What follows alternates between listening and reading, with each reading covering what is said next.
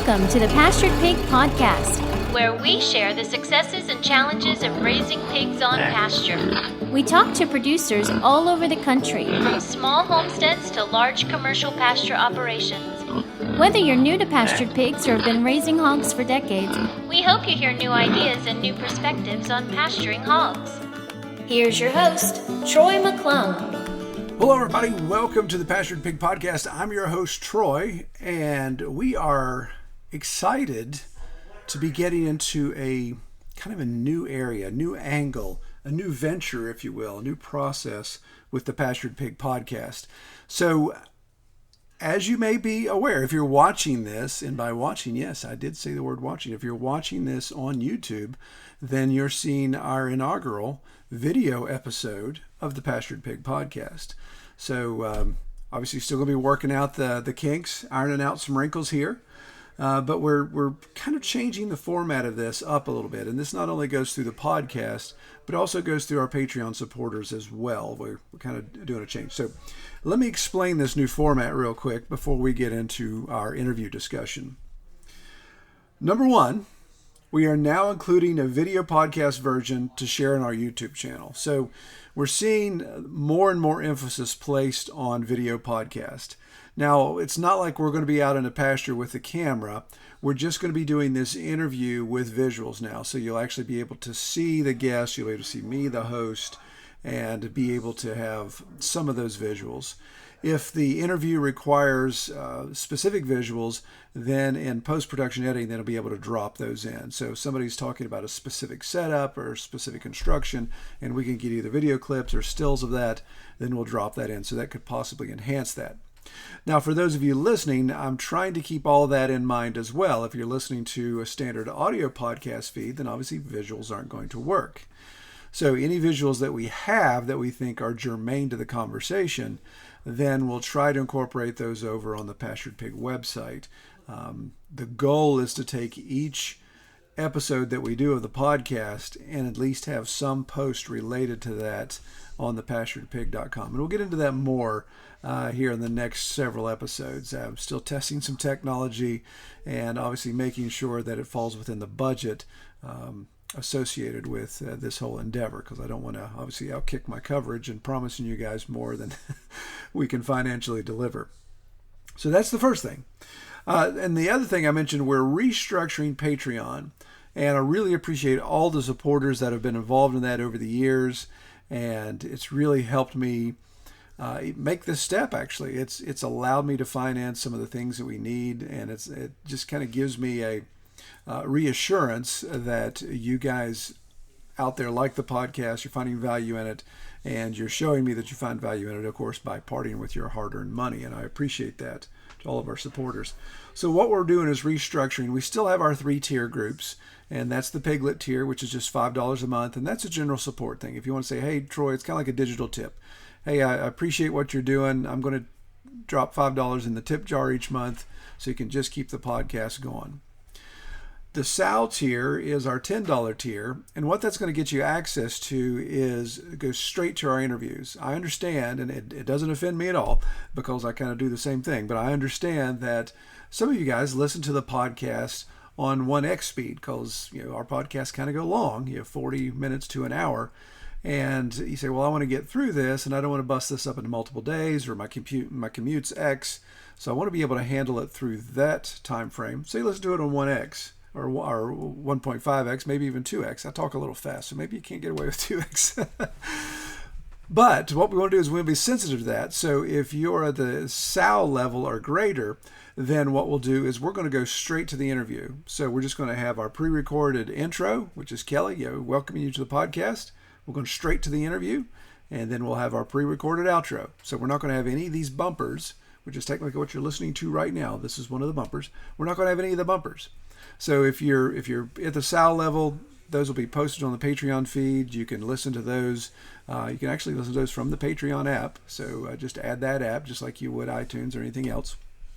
And you can listen to that ad-free. It's also not going to have the ads that Podbean drops in there. So it's going to be bumper-free from Troy and his foolishness. And it's also going to be ad-free from Podbean, our podcast server that throws in ads there as well. So you'll be able to skip all of that stuff, get right into the meat of the conversation, and be able to plow through that. So we thought, kind of based upon feedback, we thought that would be a good opportunity to provide that. Now at the board level, which is $15 a month, you get everything. You get the commercial-free audio, but you'll also get commercial-free video. So it'll be basically the same thing, but it'll be our YouTube feed minus the bumpers. We'll go straight into the recording, the interview recording, and you won't have my bumpers. You won't hear sponsors or featured products that we have, and you also won't have YouTube ads popping up like you would watching it on a regular YouTube feed. So it basically just allows you to cut straight to the meat and not have to go through all the things that help us pay the bills, of course. So we've restructured that, so be sure to check that out. If you're already a Patreon supporter, nothing's changed there for you. Things will still be going the way they're going. But if you decide to join us, then those are the options that you have.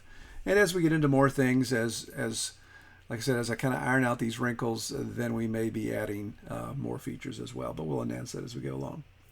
But speaking of Patreon, and I want to do this, I really want to recognize those that have really been super supportive. And I'm going to start today with our board here. And I want to at least mention our board here each time.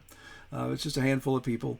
And man, I really appreciate these individuals sticking in, parting with that money, and really helping us invest in the podcast. So those are Kyle Hood, John Mosher, Mark Purcell, David Jones Beam III, Tina Viallard, sorry Tina, Chuck Lewis, Fritz Seabolt, and Noah West. And I wanted to give a specific shout out to Noah West. Noah, he's been supporting the podcast pretty much since day one, since we had the opportunity to support us. And so he's hung in there since day one. Noah, thank you so much for your support. Really appreciate it. You and I have had a lot of conversations in some of the individual chat things and stuff. And I really appreciate your support. Appreciate everybody's support, but definitely want to give a shout out to these people and specifically.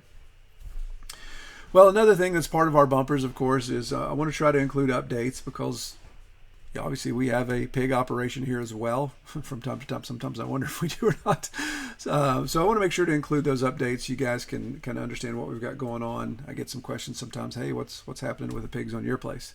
So updates, really we're kind of in a lull. This is kind of a low point when it comes to all things piggery on our property, simply because we are phasing out. We're kind of waiting for spring. We're phasing out our breed stock that we have. So our large black Tamworth Cross, they will be taking the final ride to freezer camp sometime this winter. We want to get that scheduled once cold weather comes. And then, I don't even know how to say this. We'll get into the details. So we've got Merida, who's over 9 years old, and she's not going to freezer camp. She's also developing a lot of arthritis in her front trotters. She actually, when she eats from a bowl or trough, she has to kneel down. She's just getting slow. As you know, pig never stops growing, so that's kind of catching up with her. I've definitely tried to cut back her feed to keep her weight down so that it doesn't cause issues. So she's just an old-looking pig. But she needs to go as well because I need to start completely fresh on the farm. So may have to old yeller her. May just take her for a walk up in the woods and say goodbye to her and do that type of thing. Some of you guys may be freaking out, but that's just kind of the way of the farm, and that's the way we'll do it. She's had a much longer life on this farm than she was supposed to, and the reason why is she just wouldn't get on the trailer day one. And I thought, okay, that pig is that smart to know to hit the hill and not come anywhere near, even if she hadn't been fed for a couple days, not to come near the loading trailer. And she did that 3 times. It's like, okay, you get a pass, you get to hang out. So she's out of her 9 years, she's 8 years further along than she should be. But that's our plan. Now, as far as what are we switching to genetic wise, breed wise, I'm really not sure. I'm still kind of exploring that. I think we're definitely going to go back to AI if we're going to do any farrowing in the near future. Just the scale that we're doing, it just doesn't make sense for us to keep boars on hand and feed them. So when we get rid of our boars, we're not going to bring that back on. We'll probably go back to doing AI if we do any farrowing. And maybe just this next year, as we try new breeds, we may not look to try to replicate those breeds as we're buying from individual farms. It also gives me a chance to obviously get product from other farms and meet those people if I haven't met them or they haven't been on the podcast yet. So what we're going to do in the off time, so in betwixt having no pigs on the farm and getting our new piglets this spring, of course, we're going to take this winter break and we're going to do some infrastructure improvement. So we're going to kind of move some things around. My old sorting corral is getting a little long in the tooth, so it needs to be updated. I want to build a new training area that's portable or at least can be broken down. Because as you guys know, we have premium on flat land. So if I bring in piglets, I want to be able to set up the training pen quickly, train them, get them on pasture, and then tear that pen back down. So looking to do some modular things there. And of course, we also want to just continue expanding our woodlot setup. I use pasture all the time, but really it's a woodlot operation. So maybe opening up the canopy some more, taking out select trees to let more sunlight in, just kind of expanding that and kind of going back and doing some repairs. I know there's some areas that fence needs to be repaired, or we need to incorporate some new areas there.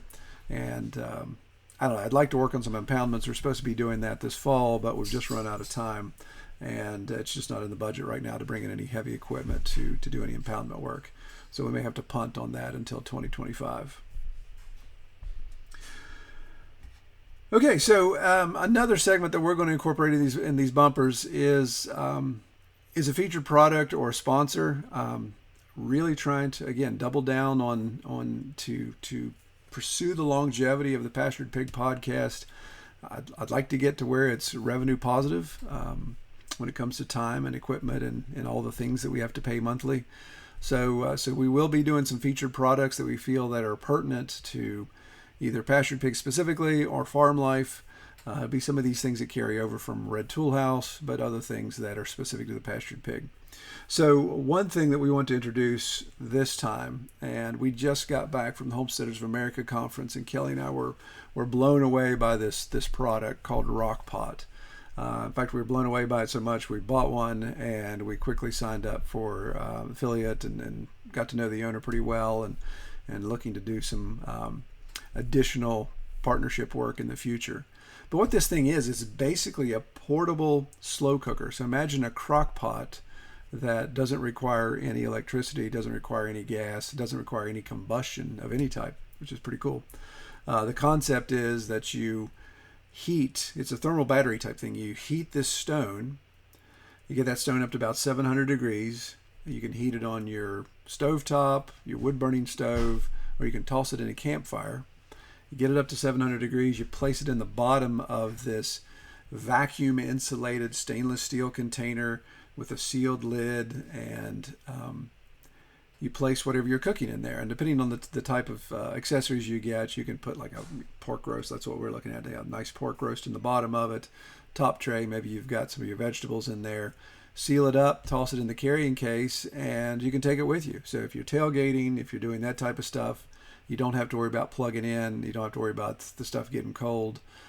Fred, the owner, he was showing us that his rock pot that he had set up there on display, he set it up at 6:30 in the morning, put a pork roast with some potatoes and carrots, and even 3 in the afternoon, he cracks the lid on it and the steam's still rolling out of it. So pretty slick. We're really excited about it, not only for the road type of stuff, because we're trying to eat cleaner, so we don't want to eat out as much, so we try to take as much food with us from the farm as we go. So this is really going to help keep that ambition alive. But then also up at camp, where we're off-grid, we have solar power, so if we're not going to be doing cast iron cooking because maybe we're out enjoying the river or doing a ride or something like that, then we can get this thing fired up on the wood-burning stove, toss it in the campfire, get it ready, and then as we go do our thing, we've got this thing cooking it at the cabin. We don't have to worry about draining our battery system, our off-grid solar system, and we don't have to worry about possibly any fire danger there if we had something over the wood-burning stove cooking in the cold months. So it's pretty slick. And as I mentioned, we did set up an affiliate link, so I'm going to put a link below in the show notes. So if you want to check it out, if you do happen to buy one, of course, we get a small commission from that. And of course, that just helps support the podcast. So really neat thing. Check that out. So as far as the line of featured product or sponsors, if you know anybody or you want us to take a look at a product or feature something like that, really, if you're looking for somebody to, or if you're looking to sponsor, you want your farm sponsored on here for some reason, or you know somebody that has a good product that possibly like to sponsor, by all means, just reach out to me, Troy at redtoolhouse.com. We can get some discussion. I can send you send the individual a media deck so you can kind of see our pricing structure and how we do all that. Well, all right. Well, let's get into our episode now. So, who we're talking to today? This is kind of a little different as well. So we're kind of changing up. Even this is not a pork producer. This is actually Austin is with Trees for Grazers, and it's a business consulting system service for Silvopasture, incorporating Silvopasture not only in the ruminant area, but they're also venturing over into pastured pigs. And that's why we decided to have him on the podcast, because their effort to go over into pastured pigs. And if you guys have listened to the podcast for a while, or you followed our channel for a while, you know I'm a big fan of Silvopasture. And we're taking it from the side of removing trees to open up more canopy. What Austin's dealing with is for people that maybe have a lot of cleared land already, and he's encouraged them to start introducing trees, and designing species selection, all of that type of stuff is super key to that. So I think you'll enjoy this conversation. Really good stuff we get into, kind of go deep into it, but I think it's worth the listen. So hope you enjoy, and we'll catch you guys on the tail end. Hello, everybody. Welcome back to another episode of the Pastured Pig Podcast. I'm your host, Troy, and today we're going to do something a little different. Today I'm talking with Austin Unruh of Trees for Grazers. Welcome, Austin. Thanks for having me, Troy. All right, so this is a little different. Obviously, you're not a pastured pig producer, but you're on the podcast because there's a lot of relevancy in what we're going to talk about today when it comes to pastured pigs, or like we have here, woodlot pigs. So first of all, tell me a little bit about yourself and about your business, and then let's dive into kind of the meat and potatoes of what we're going to talk about with silvopasture and agroforestry. You bet. So I run a company called Trees for Grazers. And as the name suggests, we specialize in working with farmers to integrate trees into their pastures. So we're based out of southeastern Pennsylvania, Lancaster County, if people are familiar with that. We're a big Amish and Mennonite area, a lot of small dairies in our region. And so we've been planting trees into pastures for about 4 years now. And we've worked with close to 50 farmers to do this kind of silvopasture projects, where mostly because of our area, we're working with dairy farmers. And we are working with them to integrate trees into their pastures for shade, for feed, for conservation benefits. And then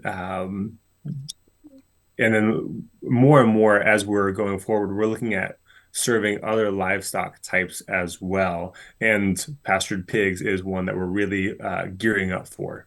Yeah, no, that's great. And we talked a little bit before we started the recording here that I'm a big fan. Those that have listened to the podcast know that we've talked about this to some degree. So I'm a big fan of this concept, and really was excited when Austin reached out to me about coming on, and just to take it from the neophyte level of understanding that I have to guys that are doing this professionally, I think is going to be really exciting and ramp it up. So Austin, tell me a little bit about your team, because it's not just you, right? You got a pretty good team put together.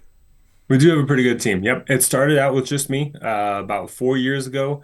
It was just me doing silvopasture and trying to figure out, and I quickly decided, you know what, there's too much here, too much to specialize in, too much that needs done for me to do it by myself. So then I started to form a team over time, and now we have a team of 8 people.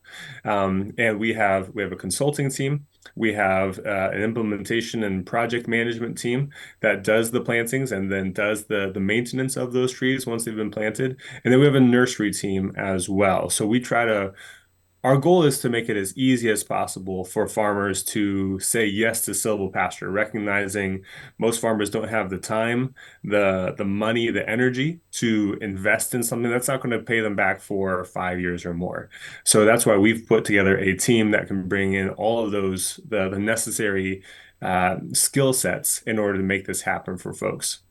Yeah, yeah. So it sounds like there's a regional aspect to the business, of course. You guys being hands-on, boots on the ground, and even follow up doing maintenance. So there's probably a geographic circle that you guys stay within. But then when it comes to consulting services and those type of things, then that geographic circle, that region can probably spread out pretty far, I would assume. Exactly. Yep. Especially with a video consult, we can work with anyone. Yeah. Excellent. Yeah. Yeah. I was going through the website. You've got it, and we'll definitely link in the show notes for you guys listening, that the very robust website, a lot of good information, a really nice blog section there where they get into some of the, deep into the weeds about some of these things, Yeah. pardon the pun, Yep. which is really good. In perusing that, seeing some good information there. And I got to say, your team, I just wonder, is a prerequisite that you guys all have to have killer beards, because that Yes, we was, do. yeah, Yep. Yep. yeah, Yep. It is absolutely requisite. If someone doesn't have a beard before, we give them a little pin on beard. yeah. That would be me. I Yeah. definitely would have to have the Yeah. Lee press on beard, because I can't do that. Well, great. So let's do this. Let's talk a little bit about silvopasture and Let's agroforestry. I do know that. we throw that term out a lot, and I think I don't know, there's a lot of misinformation about it, but I think it'd be Mm. important just to define it to make sure we all are on the same page as we move forward here. Perfect. Yes. So agroforestry is going to be your broader term. And what agroforestry is anywhere that we're integrating trees and forestry into the agricultural space. So there's five main practices. Let's see if I can remember them all offhand. So silvopasture is one of them. Alley cropping is where we're integrating tree crops like chestnuts or even like walnuts for timber, and agricultural crops like whatever your row crops are. There's forest farming, where we're growing often food stuff underneath a closed canopy. And then we have windbreaks, which people are familiar with, and riparian buffers. So stream buffers for conservation practices. And I actually got my start in riparian buffers. I'm here in southeastern Pennsylvania where we have a lot of pollution going down to the Chesapeake Bay. And so there's a lot of conservation funding available here for stream cleanup. So that's how I got my professional start in agroforestry. And pretty soon I started to work with folks who were doing grass-fed beef or grass-fed dairy, and they were interested in getting trees established in their pastures. So that was the beginning of our foray into silvopasture. And so silvopasture is really just the integration of trees, livestock, and forages. And you want to be intentional about how you do that. But you can do that in a million different ways, right? So there's anything from the Dehesa region in Spain where they have oaks and pigs and ruminants, to in your situation where you might have more of a closed canopy woods that you're looking to thin to create a silvopasture. At Trees for Grazers, our main focus is planting trees into open pastures. That's partially driven by our context. We're in an area where land goes for $30,000 to $50,000 an acre. There is no grown-up scrubland in this area to Right. be thinned out. It's all open farmland or open pasture, and it's been that way for the last 200 years. So the need in our area is integrating trees for shade and then additional benefits. But you can have it both ways. You can create silvopasture by taking an existing woodlot and thinning it, or by taking an existing open area and planting trees into it. What I really like about planting trees into an open pasture is it gives us complete flexibility to decide what trees we're going to put in, not only what species, but also what genetics can we select to put in there that are really specific to that farm and their goals. We can choose our layout. So rather than having a random woods and the trees are just randomly spaced, we can put them in rows, we can put them in grids, we can put them on contour, however we want to do it, so that it makes sense for the running of that farm business. And that really allows us to create an agricultural system, a silvopastoral system that is uniquely suited to the 21st century and our needs of farmers now, and to machinery and mowers and whatever else you need to access this area with. We can create a system that just works really nicely. Yeah, no, that's great, and I love, yeah, obviously pros and cons of both of those angles. And as you mentioned, yeah, we're on the opposite side where we're thin in canopy, but yeah, I just love the engineering aspect of it, the design aspect, because I don't know how many times I've been in the woods working in an area. It's like, wow, I really want that oak tree to stay because it's really going to produce canopy, especially as I open up around. It's going to spread out, but it's like I Hmm. wish it was about 10 feet this way, or Yep. just over here beside this stream area or by this embankment type of thing. But yeah, so in that situation, as you mentioned, being able to kind of craft and design based upon, and I like what you say because I don't think a lot of people take it to this degree and looking to say, well, yeah, I want a tree in the pasture that's going to produce this much mast and is going to provide shade, whatever the case may Hmm. be, Hmm. but not thinking about the layout when it comes to how you're going to manage the animals through it, but even the Yeah. equipment. So if you've got Hmm. equipment in here and it's like, okay, if I plant these trees X amount of feet apart, can I still get a piece of equipment through here to do Exactly. some of the maintenance? And so it could be one of those things where we're talking with somebody like you guys that have experienced in layout.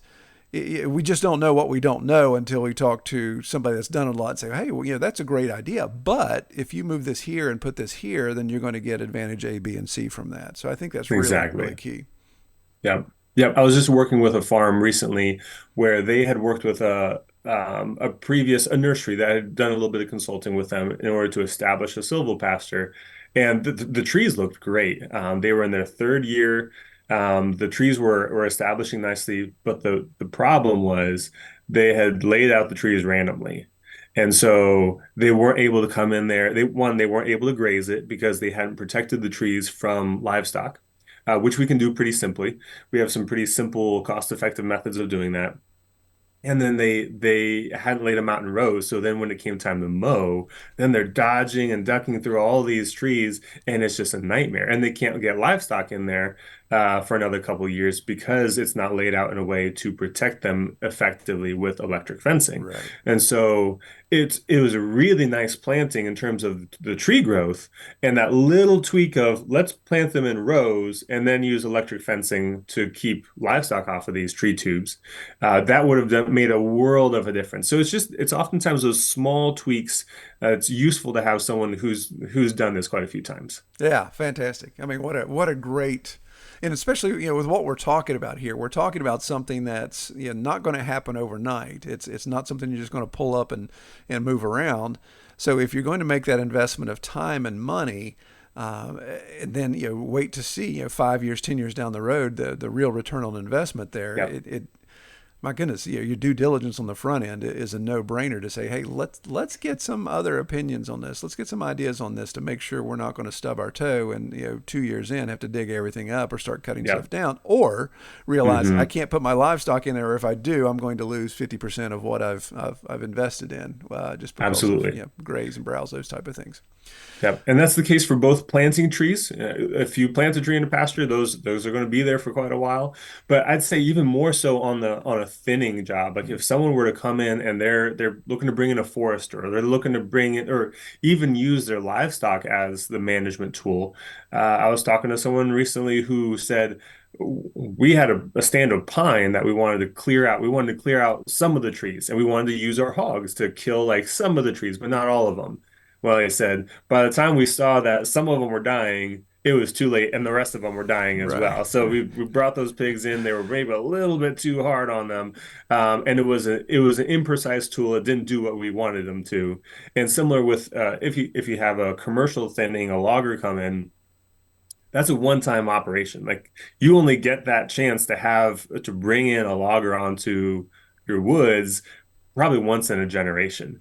Yeah. So you really need a thoughtful consultant in that case who knows trees, knows logging, and ideally someone who knows forages and livestock too, who can look at it with all of those different lenses and help you make decisions that are going to benefit your woods for the long term and also be nice to integrate livestock into because it's a big job and there's a lot of money tied up into it.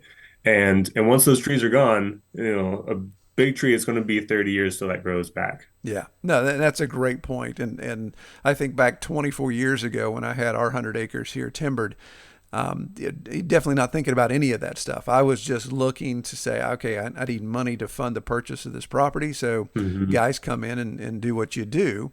Obviously, don't destroy the place. And I remember specifically, anecdotally telling the loggers, okay, basically everything. Yeah, we did a select cut 16-inch diameter and up.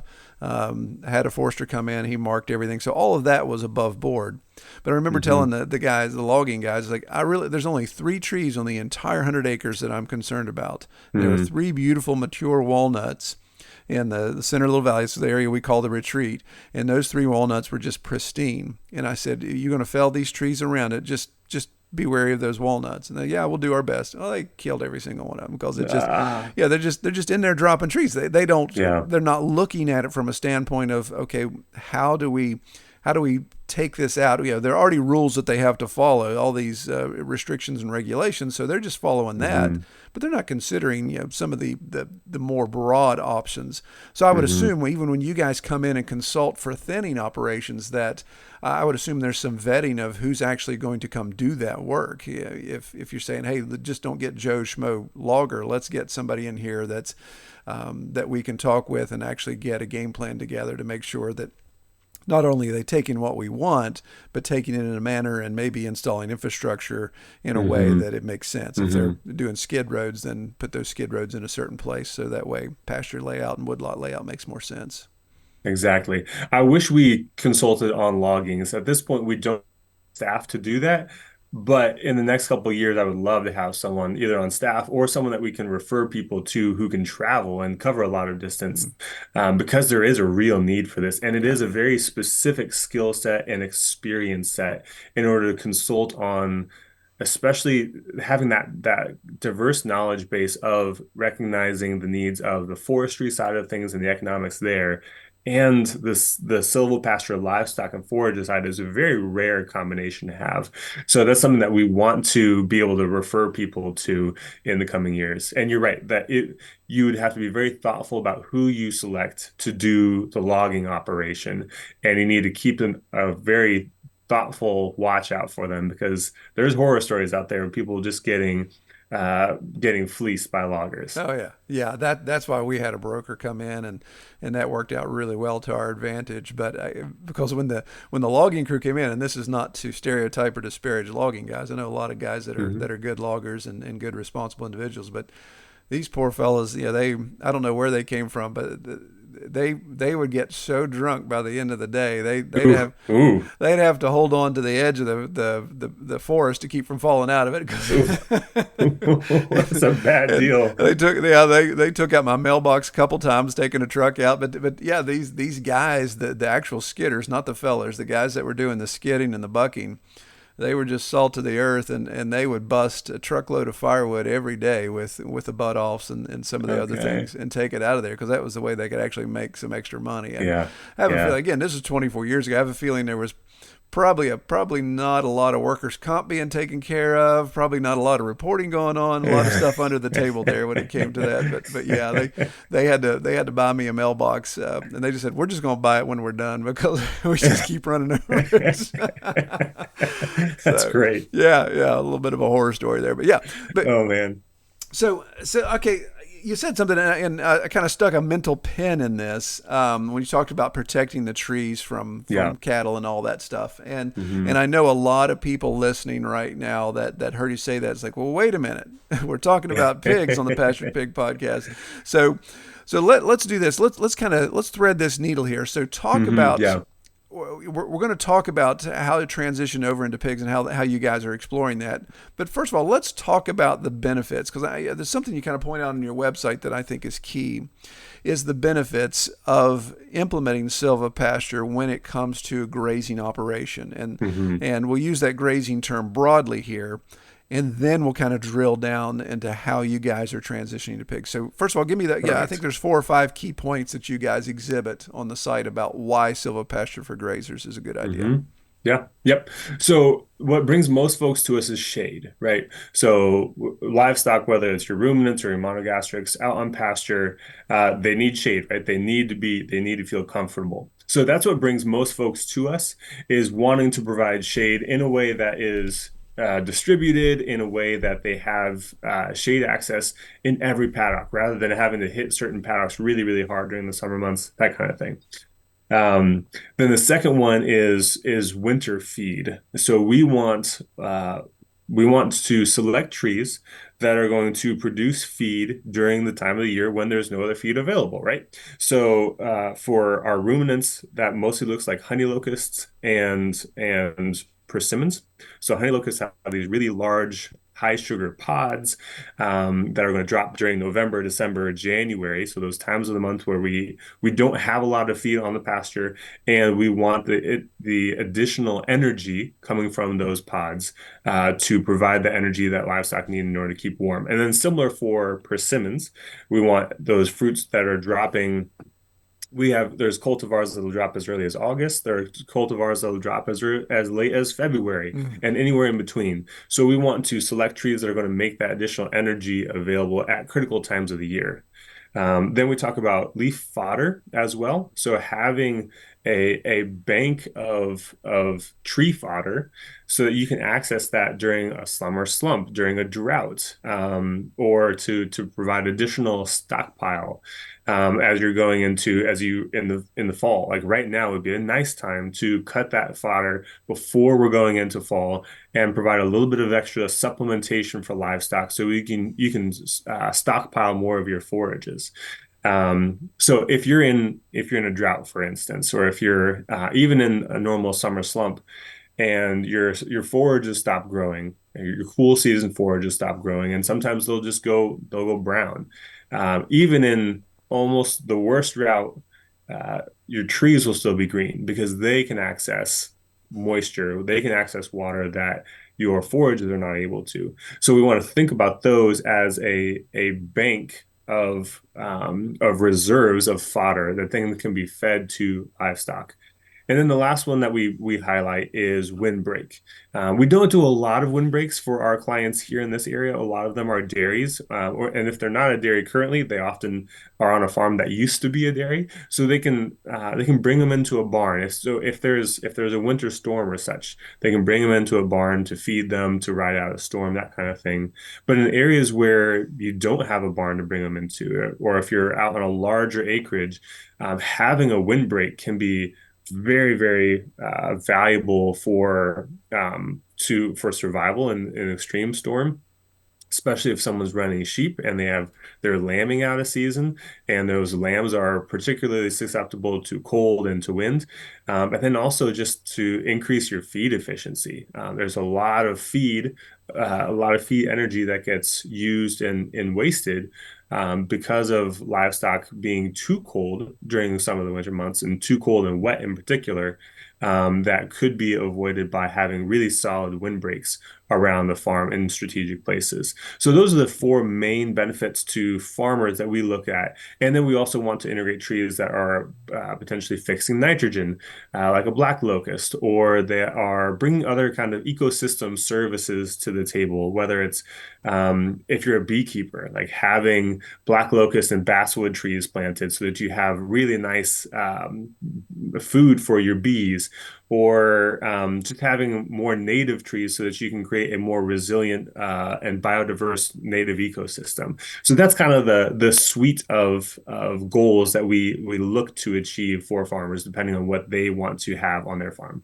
I like that. I really you got my attention there. I really like the function stacking element there. Yeah, that definitely has a permaculture flavor to it, to say, this specific tree is going to allow you to produce, like you said, nitrogen fixing, those type of things. But if you're polyculture in a lot of these, and you're doing bees, you're doing honey, that type of thing, then there's a multi-purpose type of situation. And then, of course, when I think of locust, I think of potential fence post on down the road. I think of all the coppicing opportunities you have there with that. My goodness, firewood potential. You got it. All of that stuff. It's great to look and say, okay, here's one species of tree that if we plant, then we're going to have all these benefits from it. And you said another thing there too. I really like, with the different cultivars, and that's where that your guys' experience, I'm sure, really comes in great to say, hey, if we're going to do persimmons, And we've got a variety of cultivars. We're going to have stuff that's going to be dropping because we Hmm. do this eclectic. We specifically choose these cultivars. Then we're going to have crop from September all the way through February that's going to be falling on the ground versus just saying, well, Exactly. let's get 50 of these specific cultivar and bang, the loads drop there in September and you've got nothing else for the Hmm. rest of the fall. That's fantastic. Yep, exactly. And in many cases right now, so rather than dig, I could really dive really deep into this, but I'll try to keep it at surface level. Um, but for persimmons, mulberries, and honey locust, those three species have male and female on flowers on different trees, right? So if you plant a seedling, you're going to get either a male or a female, and only the females are going to yield you the fruit that you want. Mm-hmm. So right there is a huge opportunity by being able to clonally propagate trees. Then you're able to decide, then you're able to get all female trees that are all going to have pods or fruits. And then we can start talking about uh, cultivars within those too, and saying like if you're a hog operation that you don't have any hogs past November, well then let's not plant any persimmons that are going to drop in December, right? Let's Yeah. plant them all in that earlier month. And if you have ruminants and you rotate them slowly around your farm every 30, 40, 50 days, well, we probably want to have late dropping persimmons in that case because those are going to drop during a time of year when they're not going to perish as quickly. So if a persimmon drops in August, it's going to be gone within 10, 15 days. But if it drops in December when it's cold and it's frozen, well, it might be still good on the ground by the time those livestock come through. So there's so many different layers here that we want to consider, and knowing exactly what we're working with, the cultivar, the drop time is key, and that's something that we're building the ability to do in the years ahead. Yeah, yeah, excellent. That's great. Well, I want to talk about one other benefit, and this is since I've got an expert here that I can actually ask, and see if you've run into this before, and maybe it's a Hmm. sub benefit. But so a farm down in Florida, Live Oak area there, I just remember watching something specific about. Now he was dealing with a lot of cattle in the silvopasture situation. And he said one of the key benefits they've discovered is pest control when it came to flies. Hmm. Because of, now granted that may be unique to Florida where spiders grow the size of saucers down there, but talking about this ecosystem and this environment Mm. and the tree canopy for these spiders to build their webs, and then just thousands, if not hundreds of thousands of spiders in the canopy, so that as the cattle are meandering through this canopy and the flies are bothering them, a lot of them are getting snagged by the spiders, I and, love and it. and just not having those trees there, of course, there would not be an opportunity for Hmm. those spiders to be hanging out above the cattle as they walk through. Have you run Hmm. into that? Have you seen anything like that before? I can't say that we've run into that yet, but I will say that there's going to be hundreds, if not thousands, of nuanced new opportunities or new learnings to figure out in the years ahead as we start to integrate trees into pastures on a larger landscape, on a larger scale. And then hopefully we'll start to get universities and other institutions involved who can really dig in and study those things. One of the troubles that we run into is there's just not a whole lot of research into this space. And it's largely because if you're a university, if you're a grad student and you have 2 or 3 years to do your research, well, you don't have time to plant these trees and then research them, Right, right? right. That's what we're doing. And so well, now there's going to be plenty of opportunities for grad students to come out and do research on spiders and fly control and all kinds of different things in a silvopasture context. So I'm really looking forward to that. With one interesting concept about silvopasture that makes it so unique is that it's an ecotone, right? So you're integrating two different ecosystems or multiple different ecosystems into one place. So you have your grassland ecosystem and you have your forest ecosystem, and you're kind of blending the two together. And where you have species that might thrive in a grassland or might thrive in a forest, but you're creating habitat for both of those in one place, and that mashup creates a whole lot of new opportunities for those species, like for those spiders or for birds that need a tree to dwell in or need a tree to perch on, and otherwise they might not be able to be there in order to control flies for your cattle. Yeah, awesome. Excellent. Yeah, I love that idea of just like you said, just giving the opportunity for more research to be done because there's so many drill down opportunities here to say, hey, we can come into an established silvopasture that's been engineered by you guys 10 years ago, Hmm. and we can start Hmm. extracting data that we couldn't have extracted before. So now having that opportunity and that educational mindset to say, not only are we going to see this do what it needs to do, but we're going to give opportunity for the next generation or those to come in and just kind of stand on the shoulders of each other to say, hey, let's Hmm. just keep building on that. I love that. Love that information sharing. Exactly. Okay, so let's, a half hour in, we probably need to talk about the application for pigs here. So let's do this. So the $20,000 question when it comes to protecting saplings or newly planted Yeah. trees from ruminants. Yeah, there's a challenge there, of course, but we pig farmers know that okay, that challenge you multiply that by 10 when it comes to keeping Hmm. pigs from tearing that up. So Yeah. so you say you guys are kind of moving into that area now. What are you seeing there when it comes to the application to pigs, but then also the challenges that pigs bring to the table? Yeah. So I'll describe what we've done for ruminants and our basic system that we've developed that works really well there. And then I'll talk a little bit about what we're looking at for hogs in particular. So the basic system that we've developed that works really nicely is we use a 6 foot tall tree tube. And it's made by a company called Plantra. They're based out of Minnesota. So it's a 6 foot tall plastic tube and it has a fiberglass stake on the inside. And the beauty about that system is that those are both electrical insulators. So then we can run electric fencing along those tubes. So the tube itself provides protection against browse by livestock or deer. And then we are protecting that tube because mostly we're working with cattle, and 1,000 pound animal would love to scratch up and push over on the tree shelter. So we protect that tube with electric fencing. And there's a couple different ways that we can set this fencing up. But the most common way that we're doing anymore is we are putting a hole in the top of that tube at 6 feet tall, and we are putting a zip tie through there. And then we're just running a strand of polywire through the top of that tube, and we're connecting the whole row of trees that way. So that way they have access to electric along all of these tree tubes, and then we clip onto that poly wire with an aluminum wire, and we just wrap that around the tree tube, Mm. and that means the whole tube is then electrified, so livestock don't rub up on it. And that's proven to be very, very effective for livestock, for cattle in particular. And that's the basic system that we're looking at for hogs as well. But we're going to need to test it. We're going to need to see how this works in different contexts. So we've worked with dozens of cattle producers in order to refine this system. And I'm assuming that we're going to have to refine the system for pigs in particular. I think with pigs, one of the main things is we need to have a good shock, and so that they're not messing with the Mhm. tree tube. Yeah. The nice thing is the pigs they're not going to mess with trees up at 6 foot tall. Right. So it's a much smaller area that we need to then protect. But we need to protect it well.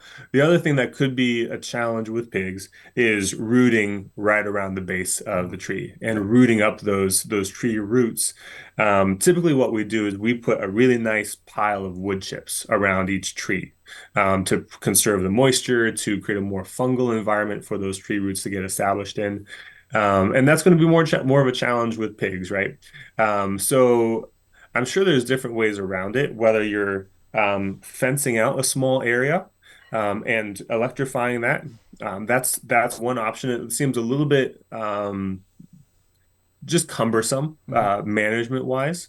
You could also decide, look, I'm not going to have the pigs in this area that I've planted the trees for a year or two, and let those trees get established somewhat before we integrate pigs, because those trees aren't providing any benefit to the pigs yet. So let's just hold off on integrating the pigs in there until those trees are more well established. That might be the best option in many cases, is just excluding those areas from pigs for a little while until those trees get established. But I'm quite confident that there will be ways to integrate pigs into an area with trees, with newly planted trees. Just it'll take some creativity and thoughtfulness on the part of the producer. Yeah, yeah, for sure. Yeah, and I think you've addressed the key parts there, and I would concur that rooting at the base of the tree is definitely going to be that issue. And in my mind, as you're describing that, I was thinking, okay, if we're planting in berms, or we're doing any type of raised area there that you're planting into, and then putting back the wood chips. Yeah, I know from experience, pigs absolutely love the wood chips because the grubs that hang out into that, and some of those larger insects Hmm. that they like to snack on, that's going to be an attractant to them. But I love Hmm. what you're saying with the electric, the polywire. It's like a transmission line. You're using Yeah. the tree shelters, almost like transfer poles, transmission poles, Yeah. and then coming down.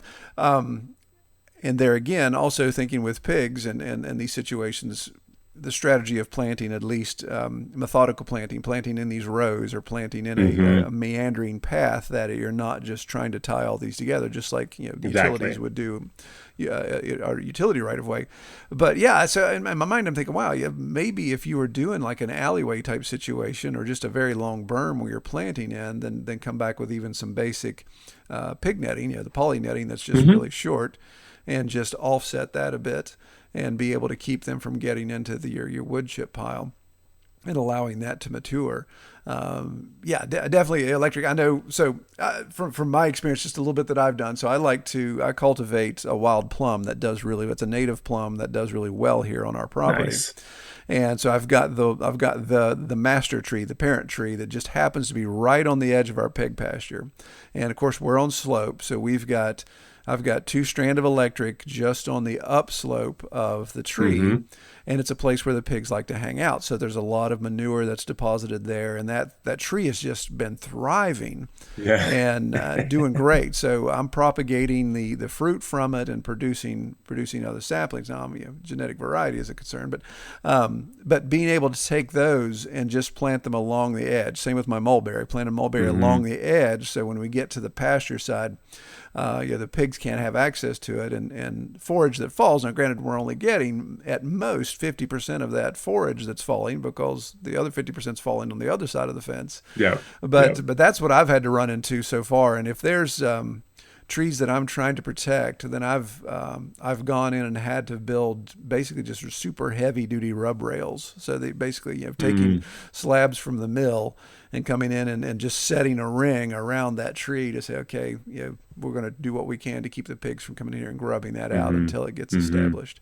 So yeah, definitely a challenge there, but I'm really excited to see what you guys come up with that, and some of the data you get as you get deeper into that process. Yeah. Well, excellent. So let's do this. So we've got. I want to be sensitive to your time here. We're getting close to that 45-minute mark.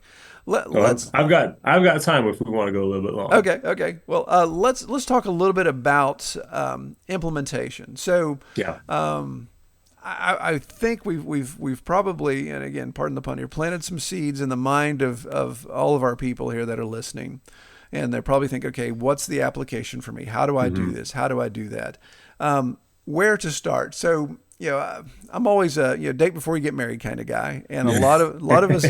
lot of us on the our audience here, not flush with budget.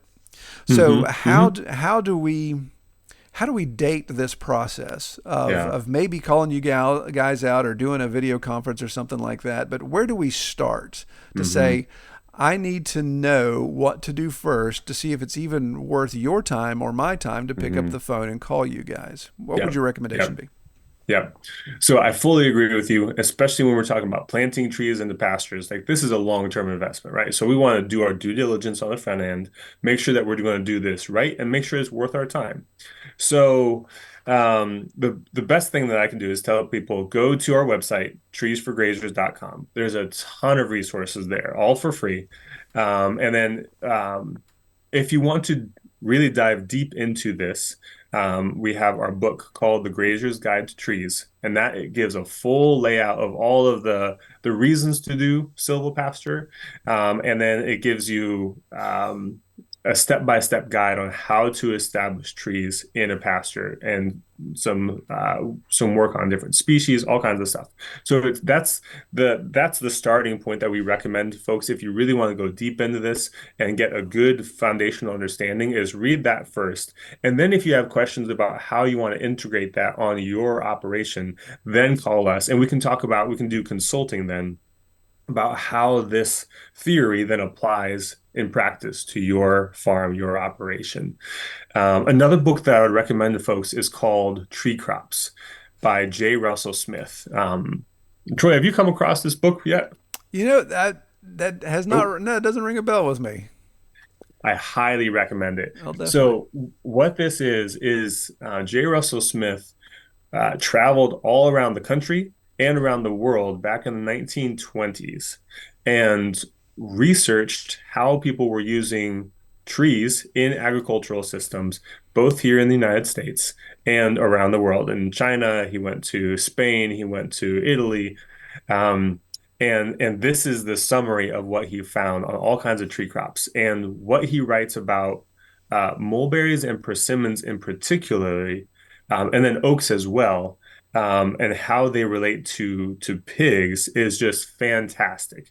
And he describes how in the South in particular, it was very common for hog farmers to plant mulberry trees in their pastures, or when they were thinning the woods to create a pig silvopasture, they would keep the We persimmon hope you trees, have they would enjoyed keep the this plums, they episode would of the keep the wild Pastured Pig mulberries. Podcast. And To that learn more those about our trees, podcast or to they submit weren't just topics or providing a recommend little guests for supplement. future In many episodes, cases, they were visit providing the bulk of the feed redtoolhouse.com. for these hogs over long periods of time, over months and months of the growing season.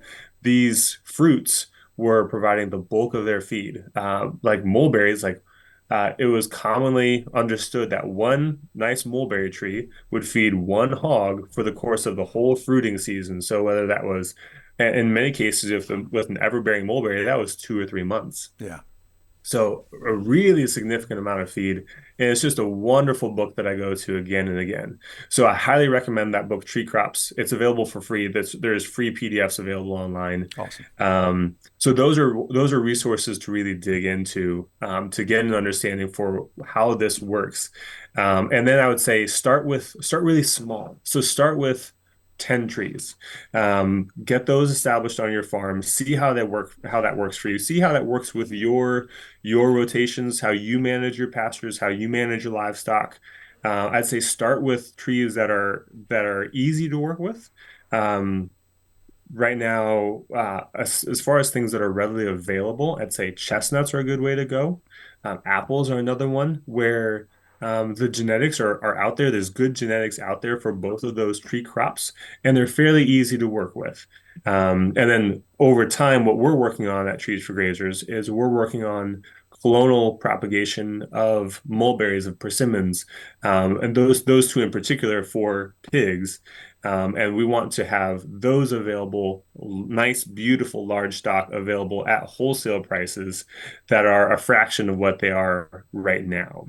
So that's coming up in the years ahead. And you probably want to wait for that rather than buy a seedling because you don't know the qualities of that. And half of them are going to be male trees that aren't going to do anything.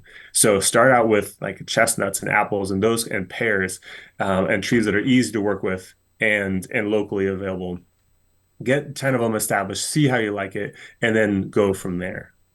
Yeah, that's fantastic. Awesome. Yeah, I appreciate you pointing out those resources. I think that's, and again, I'll double down on this for you guys listening. Really, really check out the website because the blog articles get into this, and it allows you to kind of do that research first and be able to be more informed about it. And I think that's the key, Austin, that you're kind of pointing out here is be a little more educated on the process and the potential for your farm. And then you'll be able to ask the questions that need to be asked because, kind of right now, a lot of us don't know what we don't know. So we got to get in and plow that ground and be able to figure out, okay, how's this going to work?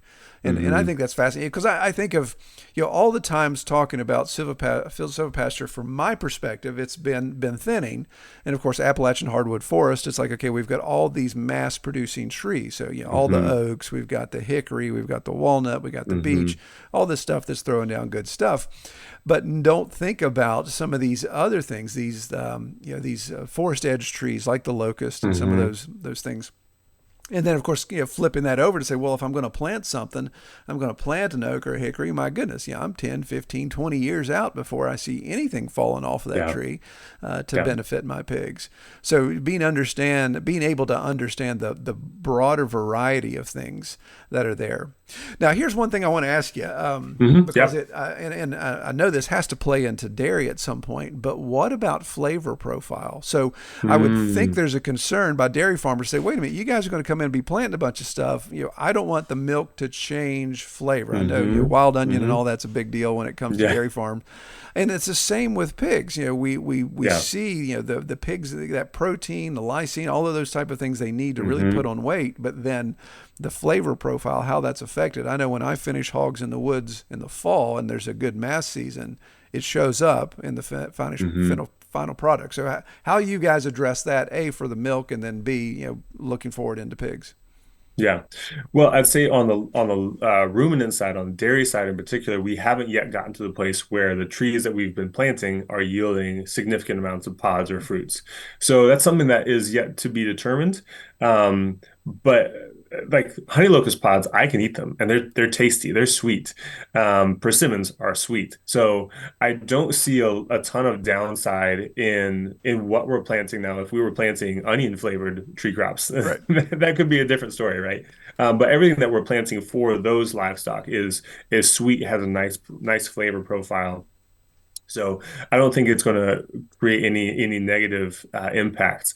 On hogs, it's going to be really interesting once we're at that point where we have farms that are producing have mulberry finished hogs, and a lot of this we think about poultry as well because they're very similar in their nutritional requirements. So mulberry finished broilers or persimmon finished turkeys. These are all things that I'm really excited to see. I think about the Iberian ham, right? And how that is some of the most prized, most valuable meat in the world. And that's acorn finished hogs, right? So I think we could have the opportunity to replicate that and have something similar where we have tree crop finished hams, tree crop finished hogs. And I have a hard time thinking that the flavor is going to be negatively affected by something like a mulberry, something with a nice sweet, nice flavor to it, or a persimmon fruit or anything like that. And so I think what will come out of this is that we're going to have the ability to finish hogs on certain tree crops and get like a unique, a seasonal variety, right? Available only now for a limited time, right. Persimmon finished hogs, or mulberry finished, and have this unique thing to offer that no one else at the farmer's market is offering. Yeah, no, that's great, and it's funny that does creep into my mind. My pigs love poison ivy, and all pigs love poison ivy. Ooh. And it's just amazing how much this farm can grow poison ivy. If I could sell it, I'd be a millionaire. And so I start to wonder. It's like, okay, how does that affect flavor? If there's that's interesting. All these green shoots that they're getting into, especially as we move them around into new areas where they haven't had a chance to forage that yet. All those green shoots, and it's like, wow, okay, is that going to negatively affect? But yet to run into anything. And I think too that also I would assume same with beef that's a lot of that's going to be based on the genetics of the animal itself, because there's certain genetics that are more susceptible to that stuff.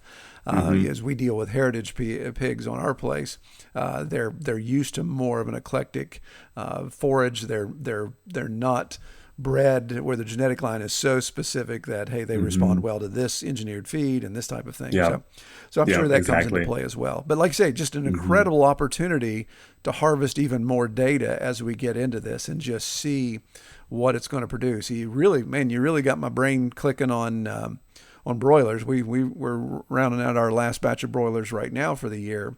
And of course, pastured broilers is what everybody does. So, clover grasses, oh my goodness, all the different grasses that we have, but not even thinking about what if instead of running them on the pasture in my tractors, the little drag pens, that we then take our poultry netting for protection and move them into some forested Hmm. areas or Hmm. into areas where I've got mulberry and I've got plum and those type of things Yeah. producing, and how that could affect not only feed cost, which is the biggest issue Hmm. with broilers, Hmm. but also Yep. flavor profile, and then of course weight gain, all the things we want from that to the positive. Hmm. That's Yep. fantastic. As we're looking at this, based on, and a lot of this is based on really old information that was collected pre-World War II, pre like the industrialization, the mechanization, and the chemicalization of agriculture. A lot of this is really just being resurrected from almost 100 years ago. But the picture that we're able to paint so far is I think we should be able to reduce feed costs and also create a product that is unique and should be able to like earn more money if you sell it. So like this, the upside, I think the upside of silvopasture for hogs and silvopasture for poultry is higher than silvopasture for ruminants because with ruminants your land already produces all the forages that they need, right? That's their main feed is their forages right there, and that's produced for free. You have to buy the land, but it's produced for free, right? Right, right. Whereas for monogastrics, like most of that feed is being imported. You're having to go out and buy it from the feed mill, import it onto your farm, and that costs a pretty penny. But if we can start to create ecosystems on our farms that are producing their own feed for our own livestock, well, that just completely shifts the game Yeah. and means that your farm no longer has to be as dependent on imported feed. You can create your own and have that resiliency. And also, we're creating ecosystems that actually make sense for these livestock. Like chickens are, they're not domesticated prairie chickens, right? They're domesticated jungle fowl. Like that's where they want to be. Right. That's where they feel safe and secure, and they want to roam. And the hogs come from wild boar. Like that's they want to be in the woods. They want to be in these areas with trees, whether it's savanna ecosystem or the woods or the woods edge. Like that's the ecosystem that makes sense for them. So I'm really looking at silvopasture as just a way for us to create whole farm ecosystems that work for livestock. Yeah. Wow. Yeah. And my goodness, you planted another bug in my head here. So thinking about, when I wear my Pastured Pig podcast hat, we're talking usually production level type stuff, but to get Hmm. into some of the homesteaders a little bit. But then at Red Tool House with the YouTube channel, it's definitely more homesteading related. In fact, we're Hmm. going to the conference here in a couple days. But thinking about your aspect of scaling up, so scale this up for dairy, scale this up for any producer, but you got me thinking about scaling down to say, Oh okay, yeah. what about that family that, okay, I just need 2 or 3 hogs for the year to feed my family. Perfect. Feed cost, of course, really becomes the biggest expense because they're not getting any bulk purchase opportunities. But they say, well, I've got time, I've got the interest in try to be more self-reliant on these type of Hmm. things. Bang! Here you come with your guys' expertise to say, yeah, Hmm. here's all you need. You need Yeah. maybe 20 trees max in your Hmm. area to finish out 3 hogs to cover all of Yeah. these benefits that we've talked about. I love that, man. That has a Hmm. lot of potential. I could see where you'd be consulting on that level with just here's a blueprint to follow, and then here's even a kit. Here's your homestead Hmm. pig kit, and we'll send you 20 trees and plans and all that. Yeah, fantastic. I love it. Yep, absolutely. Absolutely. Yeah. I think hogs and chickens, like those scale down really easily, right? Where like most people don't have one cow or two Right, cows. right. We're mostly working with commercial dairies. They're small commercial dairies, but that's what they do. Whereas these hog and poultry systems really scale down nicely. I have just a handful of chickens here at my place, but I've planted some dwarf evergreen mulberries for them. And in one year they grew 7 feet tall. Yeah, yeah, And that's like in and of itself has having a canopy, like that's nice. But now I know that they're going to be supplemented with some mulberry fruit for 2 months out of the year. going forward. So that's like it's really simple to integrate on a small scale, just a handful of these trees. And a lot of them, the nice thing about integrating trees for monogastrics, your poultry, your hogs, is we're also monogastrics, right? Right, Like right. all of the stuff that hogs can eat, we can eat too. Absolutely. So if I can plant my apples, my pears, my chestnuts, my walnuts, hickories, mulberries, all of these things for hogs, and I can take the best of it, and I can let the hogs have whatever else. Yeah, yeah, absolutely. Yeah, it's like these guys up in New England. They have just all these apple trees everywhere. I just so jealous. I'm like, man, you could, yeah, with all these apples just growing everywhere on some of this old land. It's like, Hmm. man, you have an incredible finish opportunity for your hogs there. Oh yeah. Fantastic. Hmm. Well, Austin, this has been great. Great conversation. Really appreciate you coming on. How if people want to learn more about you, obviously we've talked about the website already, but let's revisit that. What are Yeah. give me the website URL and any other social media or any other way people can reach out and find more about you guys. Yeah. Our website is treesforgrazers.com. And I would suggest that people hop on the newsletter, like sign up for the newsletter. We don't send out a ton of them, but that is how we keep people up to date on if we have tree sales coming up, or if we have a new resource coming out, or if there's funding resources that we know of, whether that's NRCS or there's a private source of funding that's opened up. Like that's how we keep people informed about all things silvopasture and new opportunities that are coming out.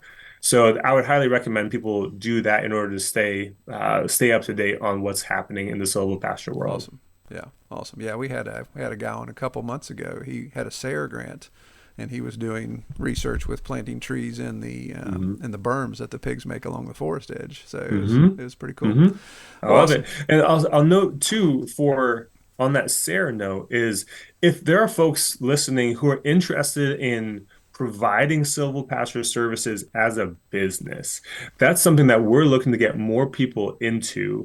We're based in our area. We can serve a couple hours around us. But my goal is that every area, farmers would have someone in their region who can help them get silvopasture established, who can be the consultants, who can help them find funding, who can help them identify the right plant material, the right tree stock, and that kind of thing. So we have a SARE grant to support professionals to get into providing services for silvopasture. So we Nice. have our training coming up in November. The details are on our website, and I think it would be a really good fit for folks who are, say, farming part-time and they want an additional income stream. It's kind of a farm-based income stream. They're able to do it from their farm and then serve other people in their communities. So that's something that I'm trying to get out there more, and get more people to provide those services to farmers in their regions. Fantastic. Awesome. Well, great. Well, man, it's been great talking with you. In fact, I'm anxious to talk to you in the future. I think we can keep some conversation going here and just see how things are unfolding for you guys and just how this whole element is progressing. Fantastic stuff. Sounds good. I look forward to round two. All right, man. Well, I pray you have a great day and appreciate you coming on the show. Well, all right. Well, I really appreciate Austin coming on the podcast. I really enjoyed his conversation, his perspective on this stuff. Like I said, I'm a big fan of Silvopasture. So I'm going to put a link below to his website down in the show notes so you can be sure to check that out.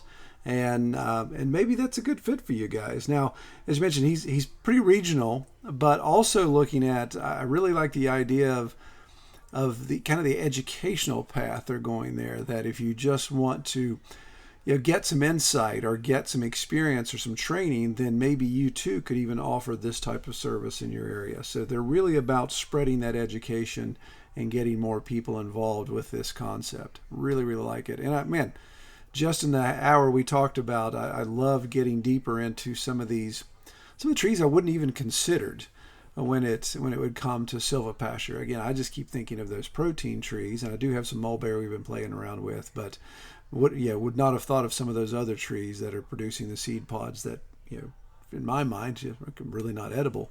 But it's really neat to see that. And then, of course, even the certain types of cultivars that fruit at a certain time of the fall. So you scatter that out. So you've got production longer for your pigs to enjoy as you're finishing them out over the fall months. Really neat stuff. Well, I hope you guys are okay with this new format. I hope you like it. I think it's going to give everybody options So if you don't like one, you can go look at the other and try that out. But give me feedback. Troy@redtoolhouse.com. Let me know what you think. And we're seeing some things we're going to have to improve on. I think I'm going to have to upgrade my mic. My mic is more of a mic that's made to be a close talking mic like this. But that doesn't work well for video because you see way too much of my forehead. And then, of course, even the video itself, we may upgrade to a specific camera. Right now, we're just using the onboard camera on the Mac. So it is what it is. And then now I'm even looking at the backdrop behind me. So yeah, I may have opened Pandora's box here. But I think, like I said, I think this is going to hopefully get us in front of more people. Let YouTube do its thing. And then hopefully just give you guys options to check out what format you're interested in. Well, again, consider supporting us on Patreon. There'll be links in the show notes about that as well. And as always, if you would like to be on the show, if you would like to be a guest, or you'd like to suggest somebody to be on the show, just go to thepasturedpig.com, use our contact form. If you want to be on the podcast yourself, use the contact form. That's pre-screening information that helps me just understand where you're coming from. Or if you've got any suggestion you want to offer, just email me, troy@redtoolhouse.com. All right, I pray everyone have a great week, and we'll see you next time. We hope you have enjoyed this episode of the Pastured Pig Podcast. To learn more about our podcast, or to submit topics, or recommend guests for future episodes, visit redtoolhouse.com.